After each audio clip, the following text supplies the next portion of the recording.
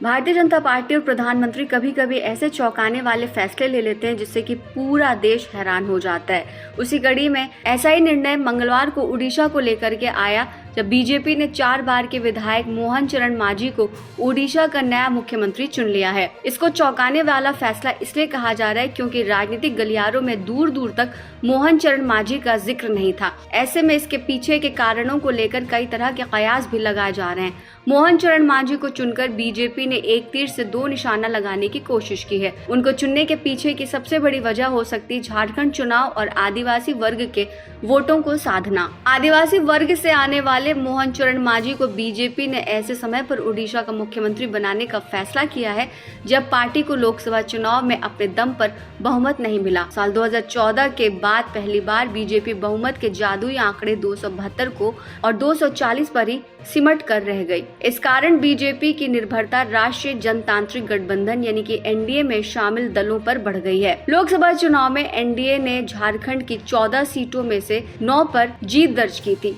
BJP के लिए ये बड़ा झटका था क्योंकि एनडीए को 2019 के लोकसभा चुनाव में 12 सीटें हासिल हुई थी। राज्य के अनुसूचित जनजाति के लिए आरक्षित सीटों पर बीजेपी की करारी हार हुई।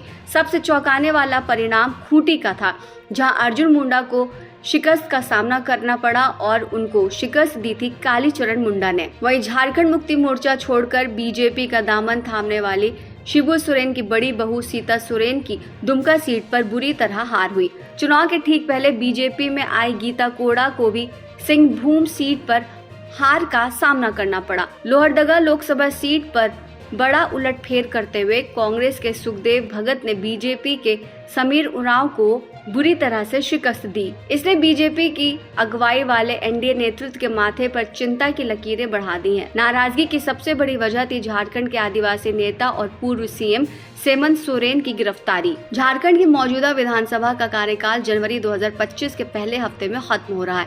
ऐसे में इसी साल नवंबर और दिसंबर में चुनाव हो सकता है। माना जा रहा है कि बीजेपी से नाराजगी खत्म करने के क्यूझर से 4 बार विधायक मोहन चरण मांझी को चुना गया है। मोहन मांझी जिस रायकला गांव से ताल्लुक रखते हैं वो भी आदिवासी बहुल है। ऐसा माना जा रहा है कि मध्य प्रदेश में मोहन यादव को सीएम बनाने से बीजेपी को यूपी में बड़ा फायदा मिल सकता है, लेकिन ऐसा नहीं हुआ। पर पार्टी ने मध्य प्रदेश की सभी सीटों पर जीत हासिल की।